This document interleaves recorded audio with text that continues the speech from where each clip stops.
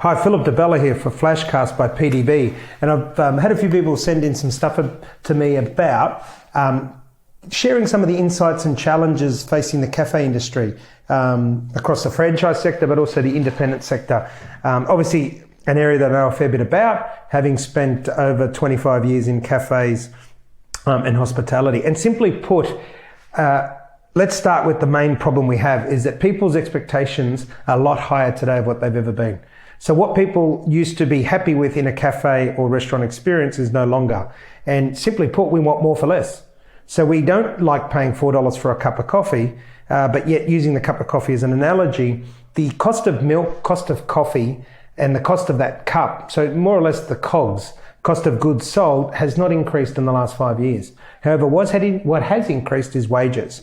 Wages have gone from around 25-28% to up over 40%. What has also been introduction was obviously the GST. When everyone was doing really well, they unfortunately did not put their prices up to 10% for the GST. So that was another absorption. And then the other big one is utilities around petrol costs, which puts up freight costs, electricity, especially electricity bills have gone crazy, and gas bills. So from one insight is the cost of goods have not increased, but yet everything around has. So what that means is the cost of producing something in a cafe or restaurant has gone up, yet our willingness to pay for it has not. We're expecting more for less. So when people ask me, especially around franchise, and we know all the stories that are going around at the moment and what's happening, and it's not just in the cafe hospitality, it's also in the retail sector, you'll find that the biggest reason there, if you break it down, is the following. If you look at the ATO website, it'll tell you that rent should be no more than 10% of your turnover. Of course, GST is 10%. Wages shouldn't be any more than 30%. Cost of goods should be around the 20%. And utilities, we've covered utilities, we've covered rent. You then are left with, they say around 20-25%. But if you actually do your maths, the average cafe today, if they are making any money, is making somewhere between 5 and 10% net profit. And you can get those figures from Restaurant Caterers Association and places like that that'll tell you that if anyone is actually making any money in the cafe and restaurant industry, it's more like 5 to 10%. So there's not a lot of money in cafes and restaurants, if any at all, because what simply happened is that people's willingness to pay is not what it used to be. Public holidays are a good one where people say, why, especially over Easter, do cafes and restaurants close? Well, they can't pay double time and triple time wages. It's just a fact of the way it is. The numbers don't allow it. And if they actually did, you'd be paying, $8 for a coffee and $20 for a bacon and eggs, which nobody's willing to do. So when we were doing some work with the whole wages scenario and the government, we said to people, well, the problem is not an employer's willingness to pay somebody more. It's the problem is that they just don't have it. The moment that wages are over 30% of what the takings are, they might as well close their doors. So the argument is not, does the employer want to pay the employee more? Of course they would. They're happy to. It's whether they can. And when you're not willing to pay more than $4 for a cup of coffee, or $10 for bacon and eggs, or even $15 for bacon and eggs that are poached to perfection, and the bacon's top quality and grilled, and you've got the best bread on the plate, and it's all jazzed up nicely, $15 is not a lot to pay when you think that wages is 40% of that item.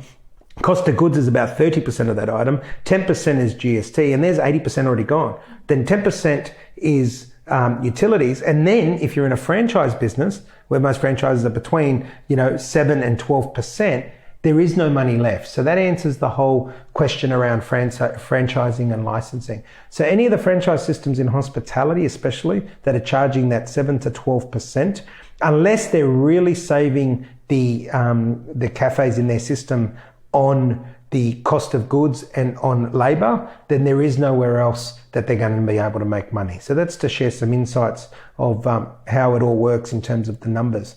But in short, we've also got a thing called dilution.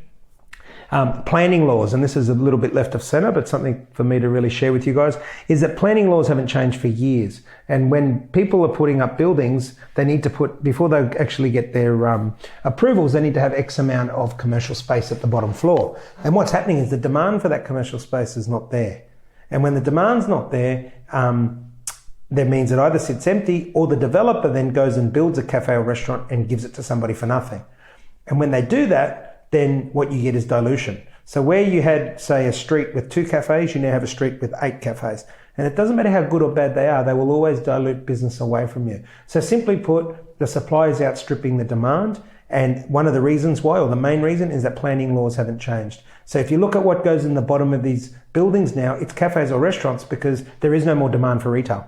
So some of the solutions that I talk about to council about is how about changing it into more green space, more car park, or allowing people to build nice bottom floor apartments so that you get rid of that commercial supply, which then in turn doesn't put pressure or dilution on the industry. But it's just a few different ways to look at it. So next time you're dining in a cafe or restaurant, really have a think about what you're paying for. Is actually the most expensive item of what you're paying for is service. So I do understand that there's a lot of cafes and restaurants out there that don't provide a great service, but I can tell you that doesn't make a difference because of the laws on how wages and staff work, is that they've still got to pay them top dollar. So someone's got to pay that bill. One of the things I've always advocate is bring back the apprenticeship, always bring back allow me to pay someone less and train them really well, and then pay my trained staff who perform much more.